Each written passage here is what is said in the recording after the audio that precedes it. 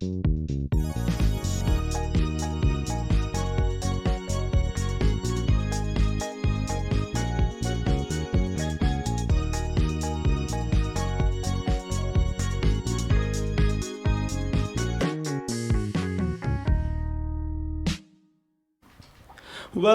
Hello, everyone. Welcome back to another podcast of DBS, another episode of DBS Student Experience. I am Noman Sayed, the Education Officer for this year on the SU. We have a few of our friends here. That's Pedro, Yanni, and another special guest who will be joining us for the podcast.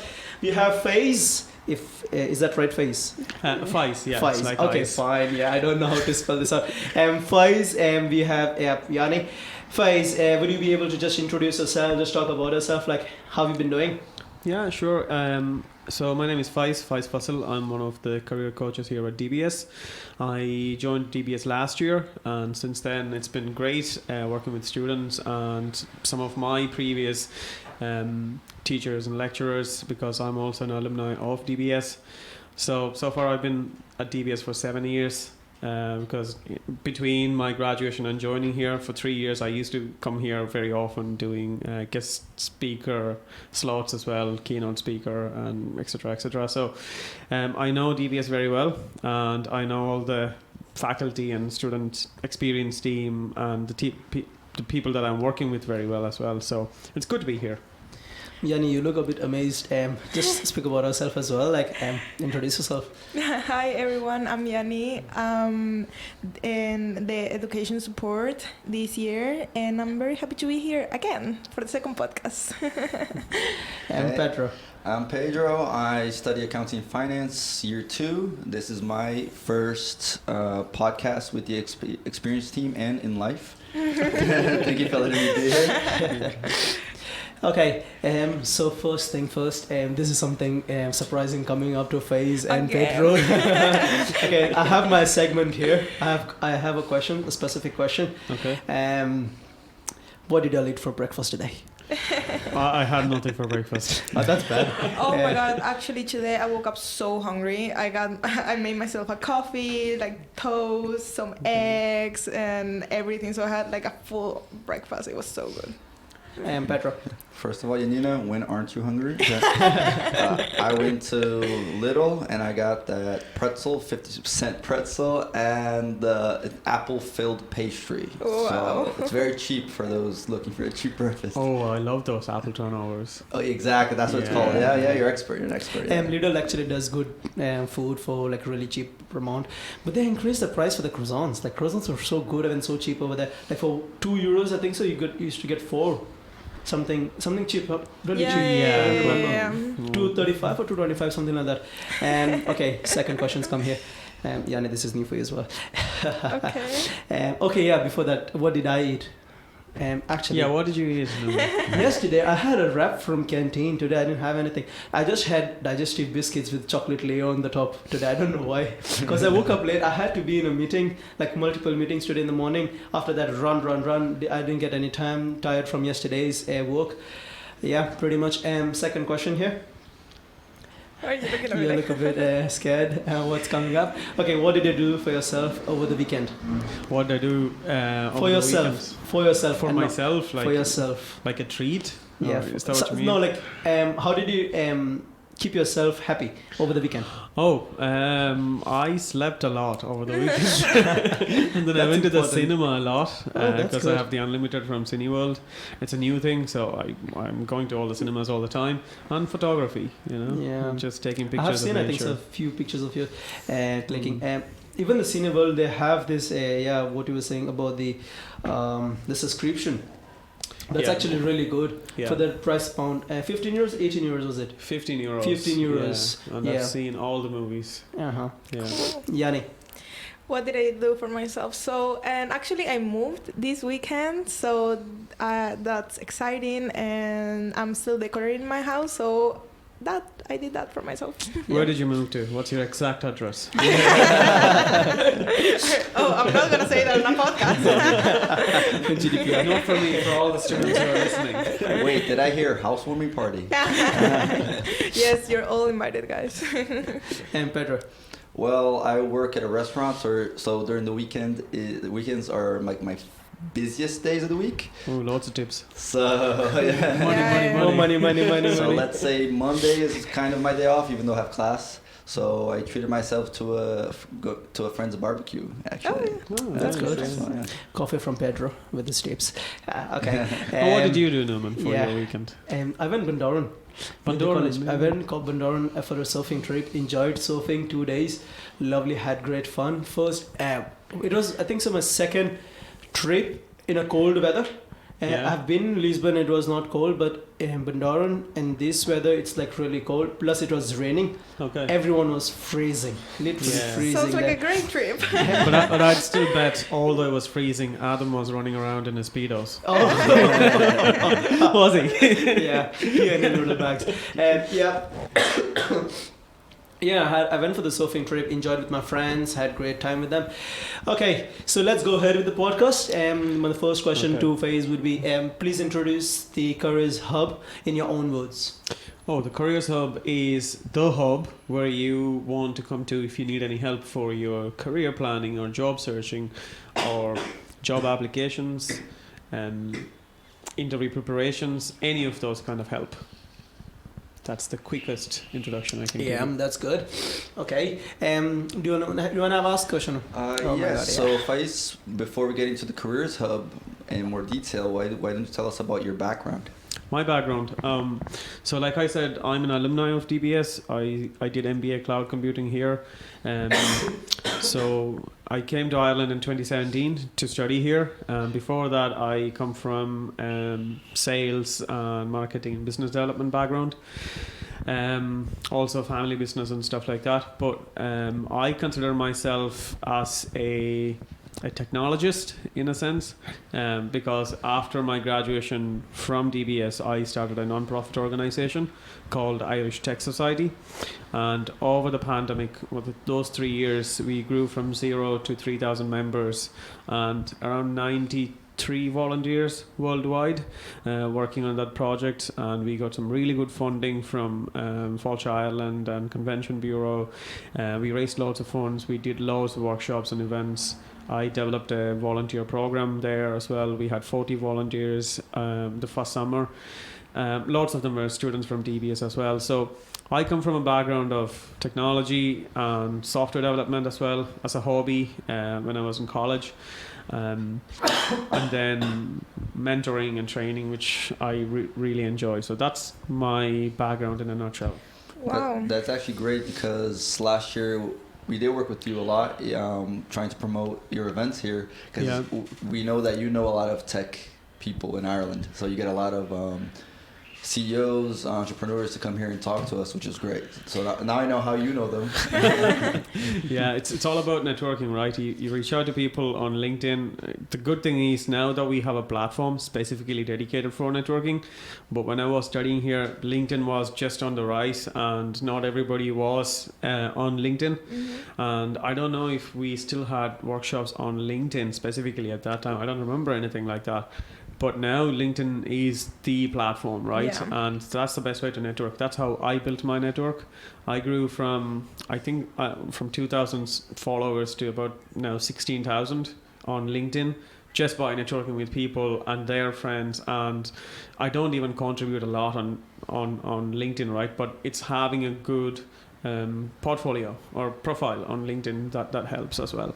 So But by the way, the name is awesome. Irish Tech Society. That sounds amazing. By the way, I just wanted to say that. Oh yeah, the first name we had was Software Developers Association of Ireland. That was the first name. It was a mouthful, and I created a website and everything as well. We did our first event at IBAT College, and they were like, "What is it called again?" So I was like, "Okay, we need to shorten it." And I looked at the model of Irish Computer Society, and I've always believed in a name that you can remember rather than a big, more. Wordy names. So Irish Tech Society just had that zing factor, I guess, and it just It stuck does, with it people. does. Yeah. And that's a good tip because I have like 5 last names. I got to sort of shorten it as well for my branding purposes. I also shortened my actual name. My full name is Muhammad Faisal Abdul Rafi bin Fasiluddin. Oh wow! So I went from that to Yeah. Fais Faisal, right? So it's Perfect, always It's like a superhero name, like Peter Parker, Fais Fazer. yeah, Peter Parker, yeah. Well, Pretty much big name, yeah. so it's been so good to hear about your background because it's the students now know who is advising them, you know. So Mhm. let's start with the Careers Hub a bit. So Faiz, can you tell me what are the services the Career Hub provides to students here at DBS? Okay, so what services aren't we providing is my answer. We provide everything, right? We do we actually developed loads of tools and resources at DBS that you can do online. For example, self-assessment tool, which only takes about 5 minutes to complete, right? And I talk about all of this in the class visits as well, at the workshops as well. So I won't bore everyone with this right now, but just to remind everyone, the self-assessment tool, the graduate work readiness program, which we rolled out last year and early this year, you can get up to 3 badges if you complete that, and you can add that to your CV and LinkedIn and email footer. We also do 6 workshops for every master students in their first semester, every students from second year and third year bachelor's courses. So 6 workshops, and then we do a one-to-one coaching sessions for anyone who needs a one-to-one session. Like, you know, if they have more questions, if they want someone to review their CVs, review their LinkedIn profile, or do a career planning session or a strategy or mock interviews, they can book as many sessions as they want. We also have our own podcast, which will be releasing very soon. We've started a new initiative of sending newsletters to our students. We've also are on the way of in the process of redesigning our web pages to make it more student friendly.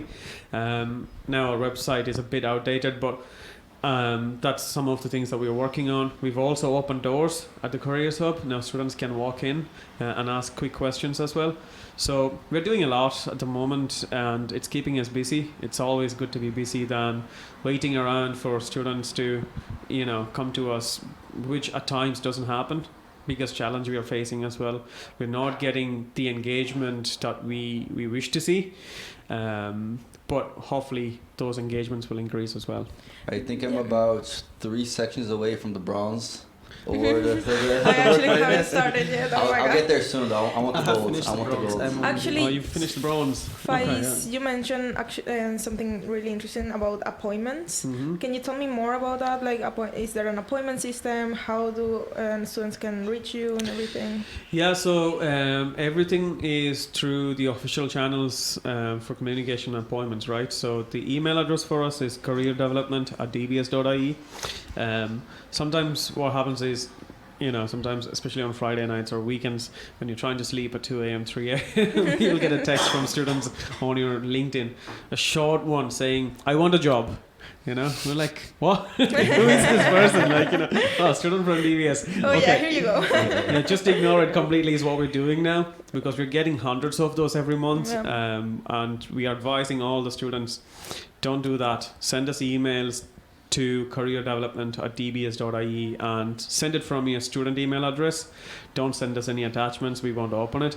And be very specific with your query. If you're looking for appointments, mention that. If you're just trying to kill your time by sending emails to to us, we won't respond to you. So be very specific. At least in the email, say, "I am looking for an appointment." Okay, so that's how they can book an appointment. Okay, cool. So, can you tell me in your experience, what are the biggest challenges faced by students in their career search when they come looking for help?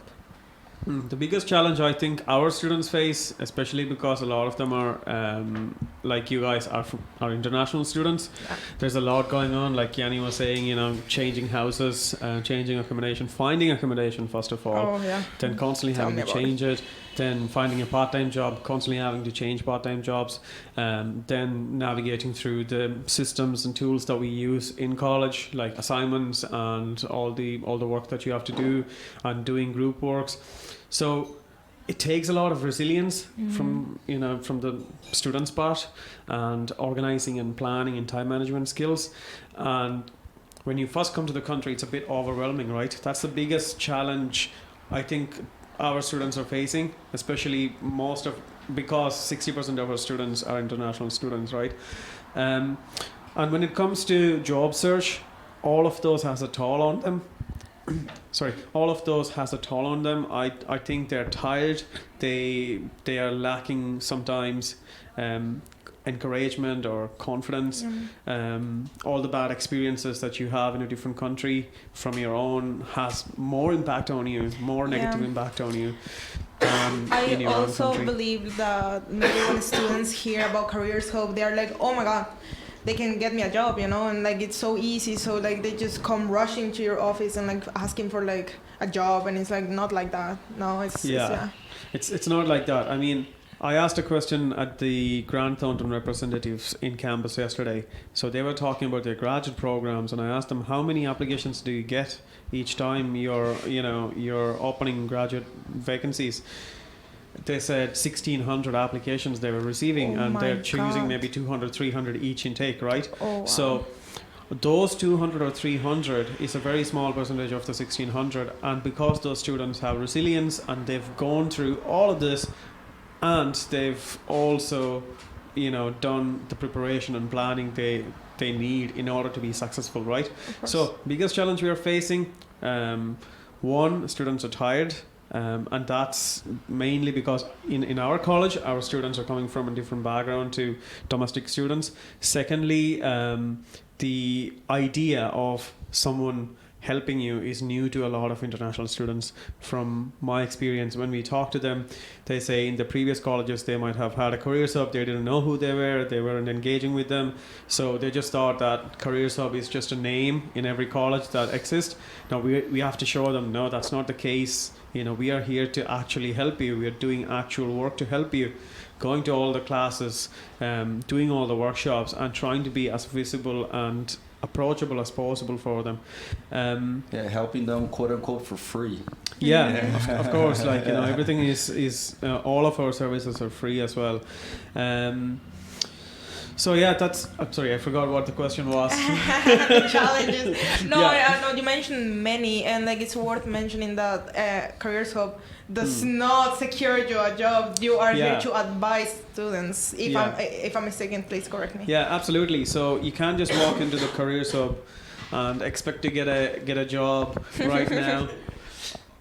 right now or tomorrow. Like, we are not going to hand out jobs to anyone who's walking in the Careers Hub, right? Yeah. What we do is we are going to give you the coaching that you need so that you can be the champion of your own success, right?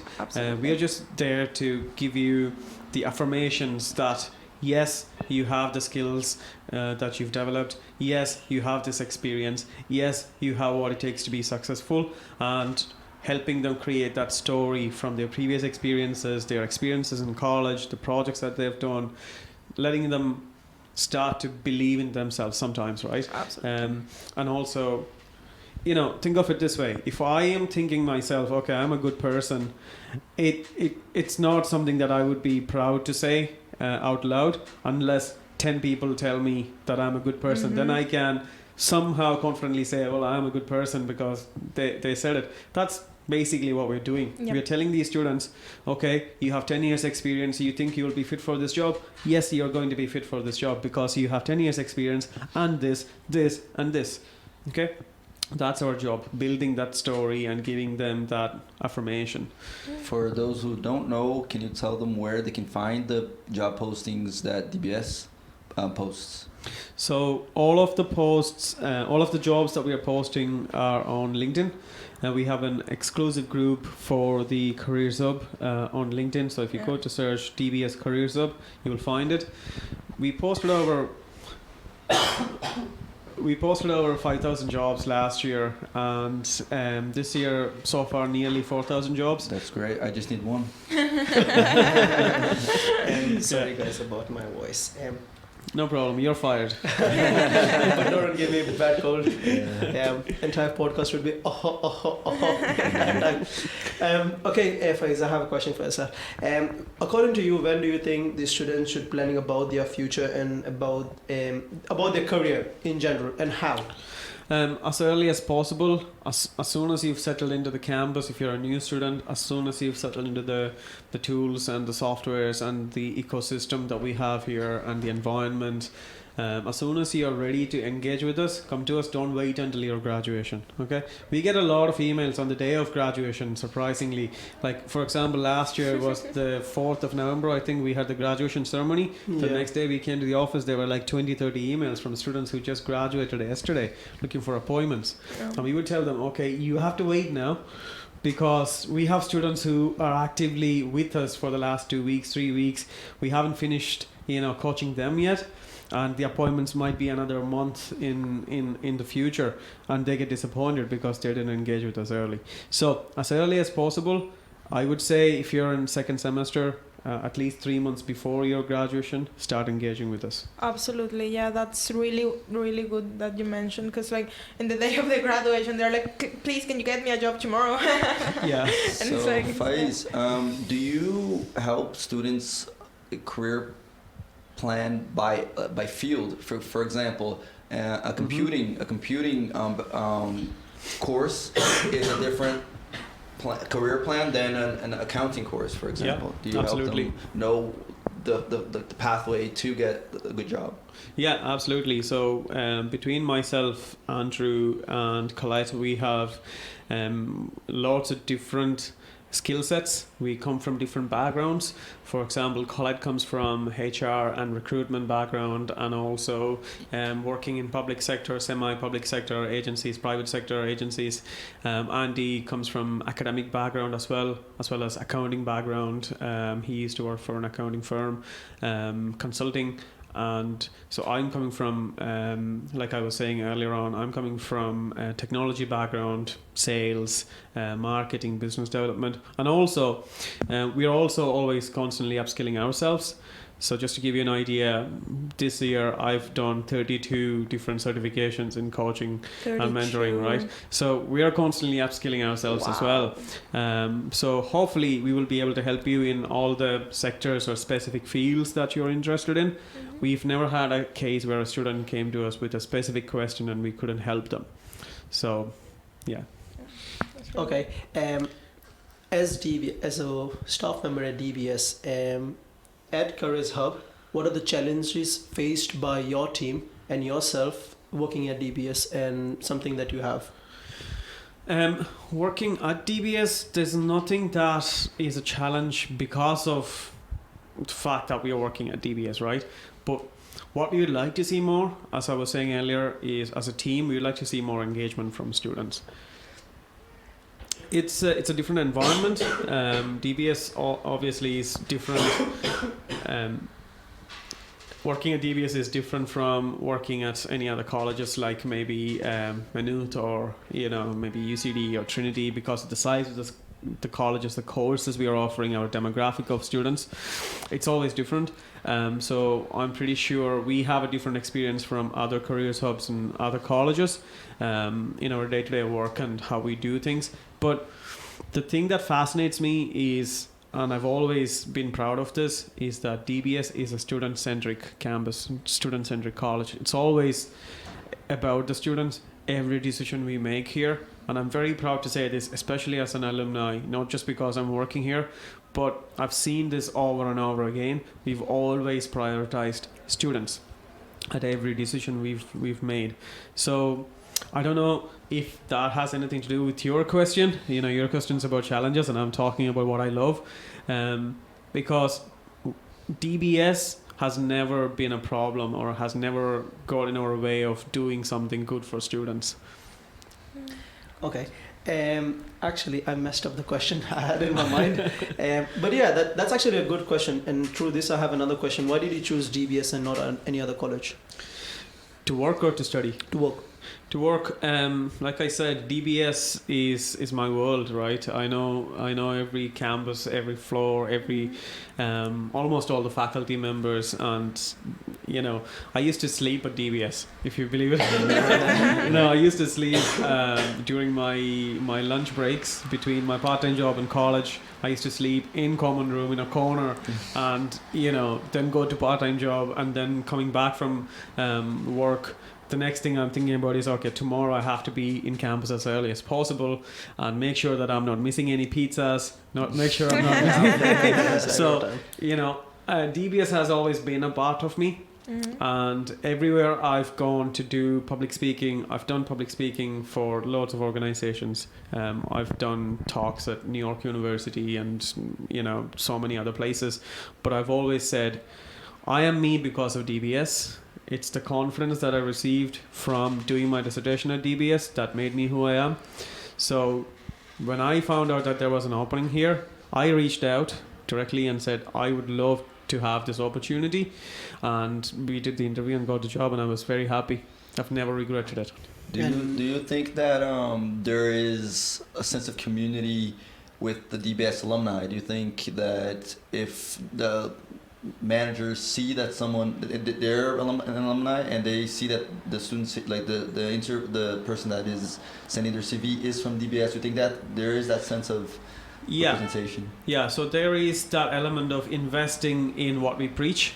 Okay, so whatever we are teaching our students and believing that they're equipped to go out and do the job in the job market, DBS believes in that as well, So if you're coming from DBS and applying for a job at DBS and you have the necessary qualifications and everything, it is a plus because you've gone through things like graduate work readiness program, workshop, career resilience workshops, and the student service tools and systems that we have in place. So we've invested in you already.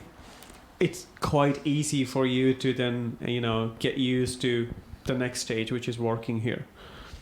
And I think a question most of the students ask to the Careers Hub team is about CVs and cover letters. Yeah. Yeah, and I think they think you're gonna build them a CV or a cover letter, and I just want you to explain that's not the case. Yeah, so we don't write CVs. We don't we don't tell them to come and meet us at a specific time for an appointment with a pen and paper, and we're going to write it for them. Of course. Okay, and we don't tell them that we are going come back in 2 days, 3 days, and we'll have your CV ready. It's nothing like that. We are not doing a CV writing service. We're doing career coaching, which is completely different. What we're doing is you come to us after attending the CV workshop with a basic CV in the exact format and structure that we've talked about at the workshop, and then we will help you further develop that CV by asking you questions, understanding more about your experiences and skills and your career journey so far, and by giving you insights on maybe this is how you can add that into your CV. Maybe you can rewrite that sentence this way. Maybe you should include these kind of numbers. Maybe you should include these kind of numbers or stats or metrics. Okay, that's what we do. Okay, and how about interviews? Like, of course, you coach them how to answer like the questions, or how would you say you manage an interview question by students?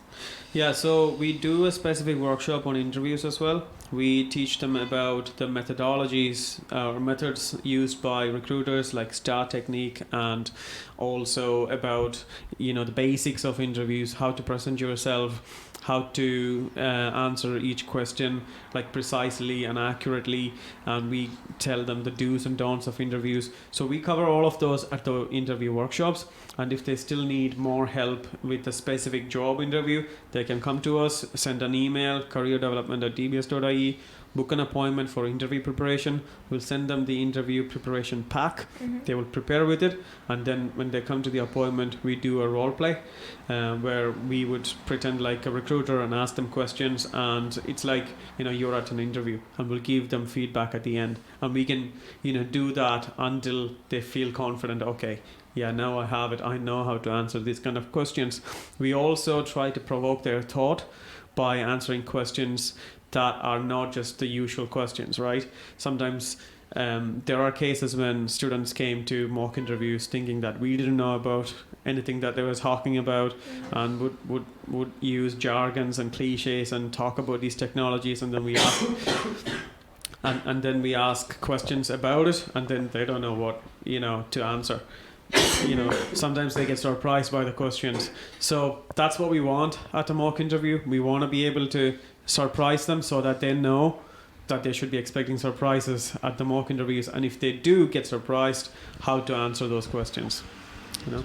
Okay, I have a question. Like in general, I'll ask you because I had this question in myself earlier as well. When you talk about CV, students always have a question within themselves. Does the CV have to be a short CV where they just say like these are the things I have done already, or should they explain themselves? I have worked here and these are the things I have done at that workspace. I'm studying computing. I have these skills, or should I just say I have already studied computing? Okay, so what course are you studying? Computing. Computing, which intake? This is 2022 January intake. January intake. Bachelor's, master's? Bachelor's. First year, second year? Third year. Third year. Okay, so you need to attend a workshop. Yeah. So CV should be, you know, we always advise that a CV should be maximum 2 pages. 90% of the time that's the case, unless there's any exceptions where you have loads of years of experience, loads of achievements, then it could be 3 pages, right? Now, when you're writing your CV, always prioritize the story, okay, over your own self-imposter syndrome where you are doubting yourself. Always, it's always all about the story, okay? And also avoid surprising the recruiters at an interview by contradicting the information in the CV and the answers you're giving them. So I don't know if I answer your question somehow, but it does answer the question. It does answer the question. Okay. And I have a question about that. I actually have this question. I was thinking about this yesterday, actually. Do you think there's a difference between the face-to-face interview or in the online interviews now? Because you can't shake a person's hand anymore. You can't look them in the eye like close up. Is there a difference, or is the interview process the same? You'd say? Oh, it depends on the employer, depends on the recruiter and the organization and their culture.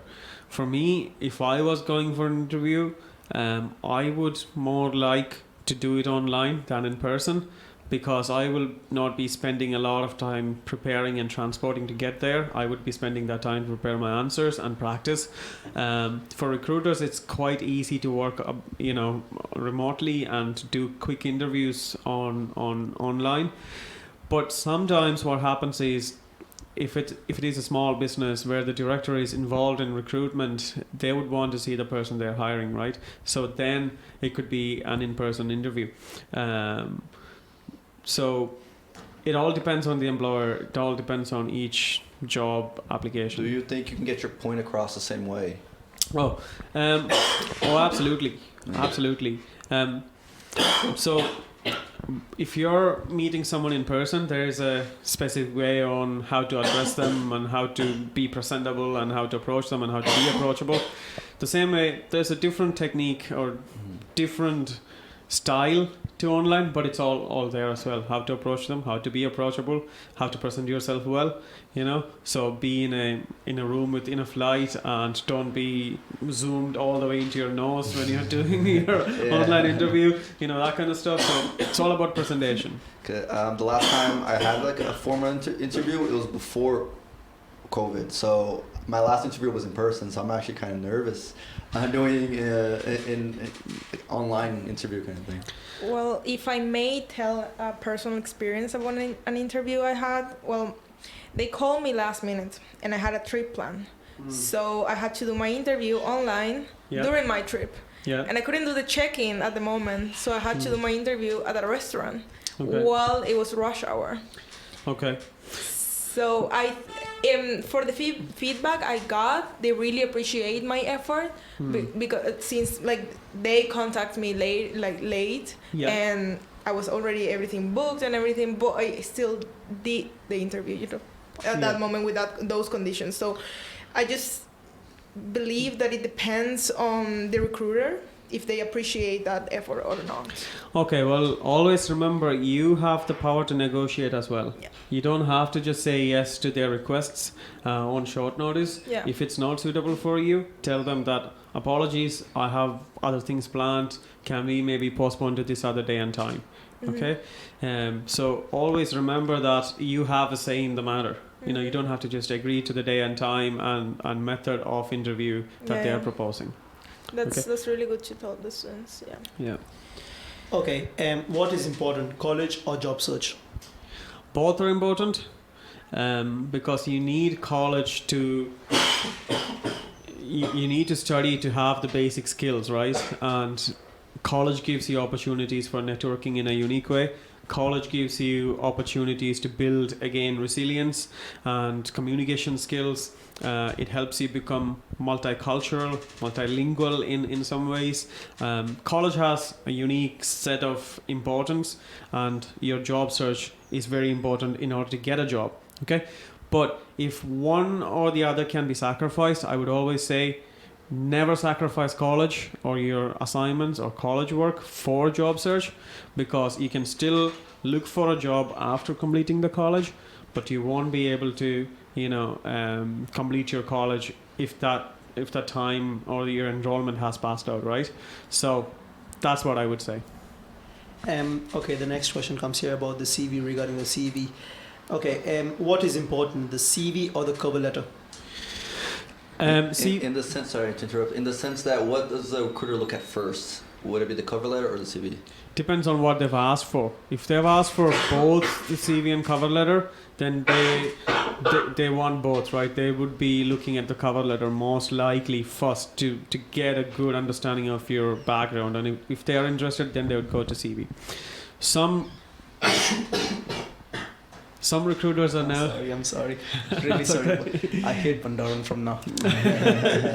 Some recruiters are asking for both cover letter and CV in one PDF to make it easy for them. So they just have a good read of your CV after your cover letter, right? Some employers don't even want a cover letter, okay? But they want a CV. 99% of the time, you need a CV to apply for a job, but cover letter is not that important, right? But if you're asked to present a cover letter, then you should definitely put a lot of effort into it and make sure that your cover letter stands out. And do you say it's true that a recruiter looks at CV in average 7 seconds? Is that true or is that a myth? See, the thing is, not a lot of recruiters see your CVs. First of all, there's ATS, right? Applicant tracking system. Your CV has to bypass the ATS first, and then it gets in front of the recruiter. So are they actually spending 7 seconds even on your CV? Depends on how good your CV is. And then there are certain things that they're looking for, right? They would want to look immediately at your total years of experience, your skills maybe. Sometimes they want to know what technology stack you're familiar with for graphic designers and programmers and software developers. Maybe they're looking for a unique set of skills. Is that mentioned in the cover letter or in the profile summary? That's what they're looking for. So it could be 7 seconds. It could be that it's never seen. It could be 10 seconds. It could be 20. It could be 10 minutes. It all depends on your job application. And what did you call the ATS? Was it? ATS, Applicant Tracking System. And do you talk about that in any of the workshops or in the we talk about ATS and how to make your CV ATS compliant at our CV workshops. So it's all about keywords, basically. Yeah, keywords, and also avoiding cliches, and also making sure that it's not... For example, you're not including special characters and graphs and tables and pictures in there that can be read by the ATS sometimes. So there's so many things that are important to know. Well, I'm sold. I will be joining the Okay, workshops. where's your money? Yeah. Okay, what is important? Next one again, what is important? What is important, salary or experience?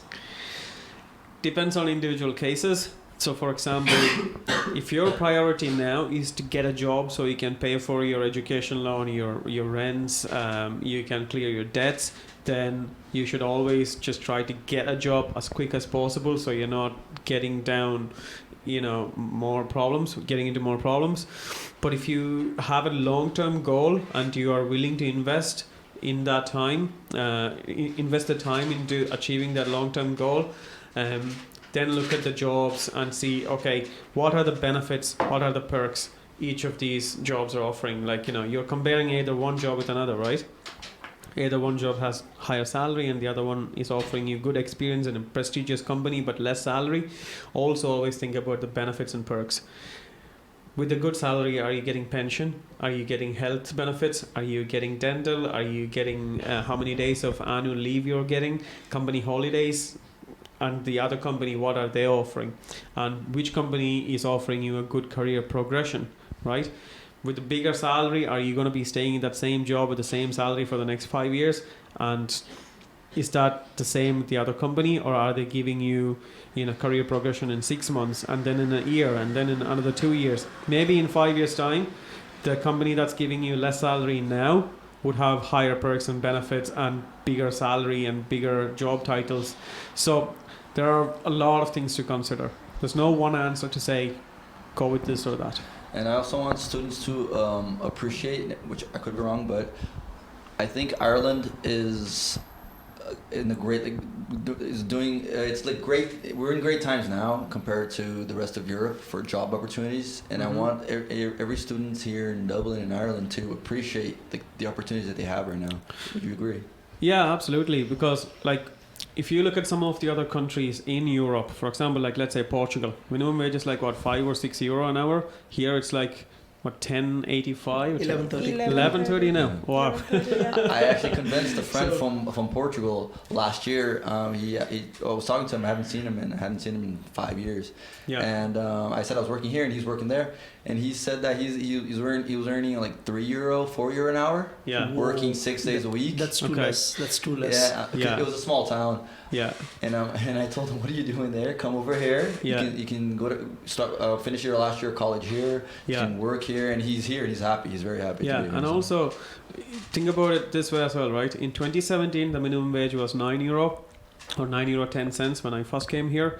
Now it's 11.30. So over the last 7 years, that has been going up compared to so many other European countries where it would have been still stable or very minimum increase, right? The other thing is, we are the data capital of Europe.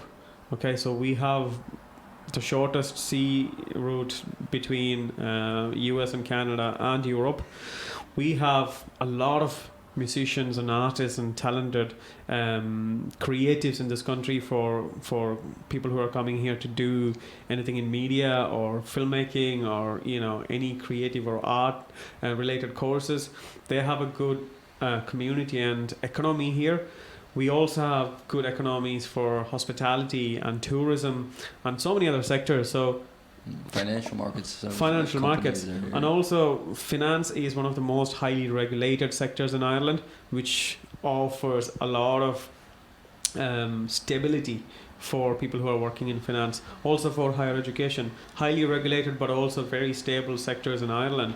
So people who are working in higher education sectors have a stable life than so many other in so many other countries. Of course, we are seeing a lot of layoffs in technology companies. However, those people who are getting fired or laid off from these companies are also finding jobs in other companies, or we have a culture that you can upskill with springboard courses and part-time courses and then look for another job in another sector. And we have lots of opportunities in other sectors, even if there are layoffs in technology sector. So the economy is very stable in that sense, lots of jobs. And because we are also in the European Union, we have free mobility, which creates more opportunities for students and people coming from other European countries to Ireland as well. It's always creating more opportunities. Okay, so that's a quick wrap up for today. Before we wrap up, I have just one last question. When you talk about yourself, how many years of experience do you have? How many years of experience I have? In total. Without showing your age. I'm only 21 years old, believe it or not. Of course, with 20 years of experience. It's just a few months older than me. So I suppose I started when I was 12 years old, right? When we talk about work, I started working in my dad's restaurant. I was picking up the plates and cleaning all the glasses and stuff like that. So I was working behind the counter, and then waiting, and and then I started selling all mobile phones outside my college, then bikes, then cars, then real estate.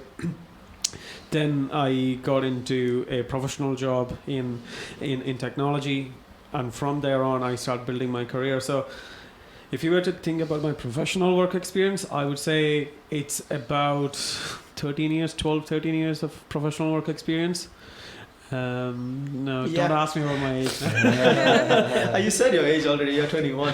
Okay, so did you move to Ireland or were you born here? What do you mean? Like, were you born in Ireland or did you No, move here? I came here in 2017. And why did you choose Ireland? Because Ireland is beautiful and the people are nice, Mhm. and we have really low racism in this country from my Yeah. researches and my experience as well, and a very good community mentality. Those are the things that really attracted me here, and the fact that we are part of Europe. Yeah. Okay, so we'll wrap up our podcast for today. Thank you very much, everyone. Thank you for joining us, Fais. Thank you, Yanni. Thank you, Petro. Everyone, thank you very much for listening up till here. I'm sure you're still listening and you all didn't go home and went to sleep again. Yeah, Yeah. hopefully, yeah. Hopefully. And we need a towel to wipe our faces with all the spit from his coughing. Sorry, I'm only messing, I'm only the messing. entire podcast would be just coughing and no words. I know for sure when I'm editing this podcast. Okay, Okay. thank you very much, everyone. See you all soon in another podcast. Thank you. Bye, Thank bye, you. bye, bye, bye. Thanks.